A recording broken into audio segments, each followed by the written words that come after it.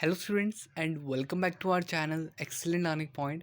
Guys, आज के इस वीडियो में हम क्लास 10th का वर्कशीट नंबर 87 डिस्कस करने जा रहे हैं। यहाँ पे हमारा सबसे पहला क्वेश्चन है, रॉलेट एक्ट कब पारित हुआ। तो यहाँ पर आपके पास चार ऑप्शन हैं जिसमें से सही आंसर है 1919। ठीक है, तो बेसिकली फरवरी 1919 में रॉलेट एक्ट आपका पारित हुआ था। ठीक है, तो पहले का आंसर तो आपको मिल गया। इसके बाद सेकंड क्वेश्चन है, निम्नलिखित में से कौन सा कथन इटली के एकीकरण के विषय में संबंधित नहीं है। ठीक है, संबंधित नहीं है। तो यहाँ पर देखो, आपके तीनों बी सी डी ये तीनों ही आपके इटली के एकीकरण के विषय में संबंधित हैं, बट आपका ए वाला जो पार्ट है, ये आपका ज्यूसेप मैत्सिनी ने अपने लक्ष्य की प्राप्ति के लिए खुफिया संगठन की स्थापना की। तो ये बच्चों, ये ना आपका इटली के एकीकरण के पहले ही हो चुका था, तो इसलिए यहाँ पर ए ऑप्शन जो होगा आपका सही होगा कि ये आपका इस विषय में संबंधित नहीं है। ठीक है, तो आपका क्या कहते हैं, सेकंड का आंसर ए ऑप्शन हो जाएगा। इसके बाद सविनय अवज्ञा आंदोलन आंदोलन सन 1934 में वापस ले लिया गया था। कब ले लिया गया था? 1934 में। ठीक है, इसके बाद प्रश्न 4, किसने कहा था कि जब फ्रांस चीखता है तो बाकी यूरोप को सर्दी जुकाम हो जाता है। तो ये बच्चों, ये लाइन जो कहा था, किसने कहा था? मेटरनिख ने कहा था। ठीक है, ओके।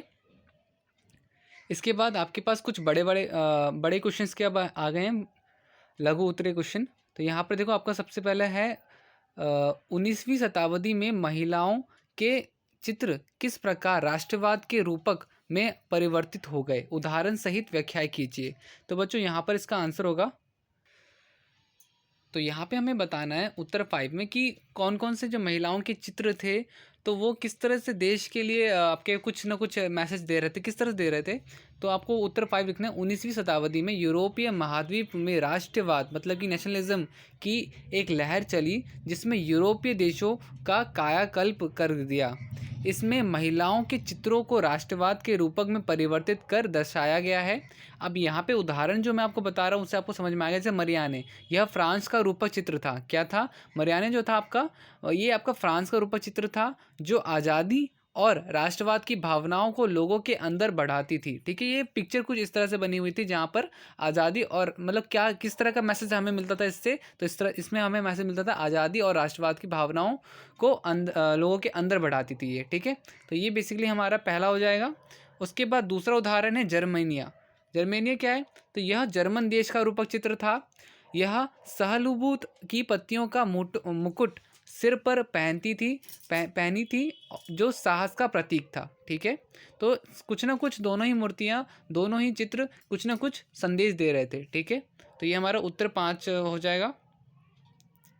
इसके बाद हमारा जो क्वेश्चन है वो देख लेते हैं, क्वेश्चन नंबर 6। तो क्वेश्चन नंबर 6 आपको दिख रहा होगा स्क्रीन पे। 31 जनवरी 1930 को वायसराय इरविन को महात्मा गांधी द्वारा लिखे पत्र में कौन सी दो मांगे की गई थी? नमक कानून की मांग सबसे महत्वपूर्ण मांग क्यों थी? तो यहाँ पर बच्चों, इसका उत्तर मैं आपको दिखा देता हूँ।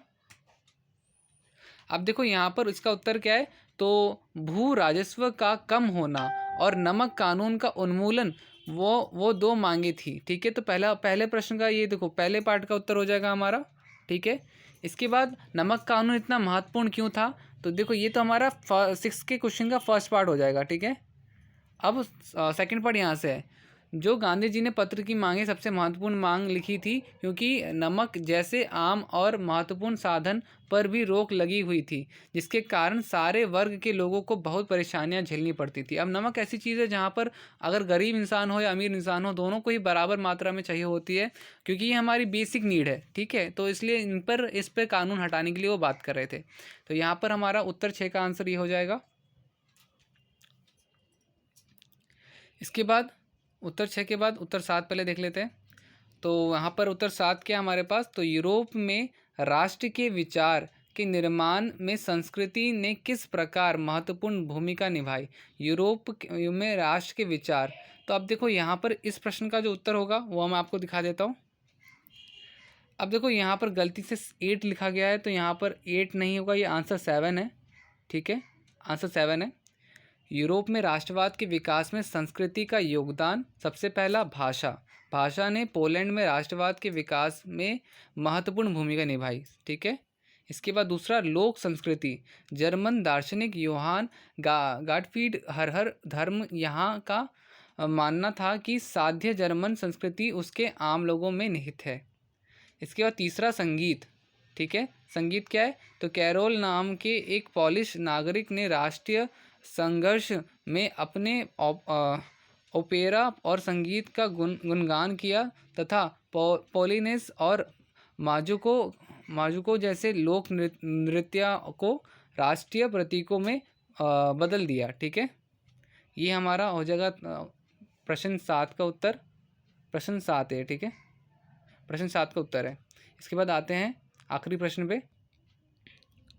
अब यहाँ पर हमारा प्रश्न 8 जो है वो क्या दे रखा है, तो प्रश्न 8 दे रखा है, अल्लूरी सीताराम राजू कौन थे और असहयोग आंदोलन में उनका योगदान बताइए।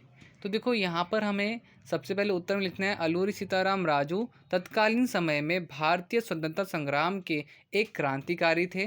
सन 1920 में अल्लूरी सीताराम पर महात्मा गांधी के विचारों का बहुत प्रभाव पड़ा और उन्होंने आदिवासियों को मगपान छोड़ने, मगपान मतलब कि बच्चों जो लोग शराब वगैरह पीते थे उसे ही मगपान कहते थे, तो मगपान छोड़ने तथा अपने विवाद पंचायतों में हल करने की सलाह दी। ठीक है, उन्होंने खाकी कपड़े पहनने के लिए भी लोगों को प्रेरित किया था।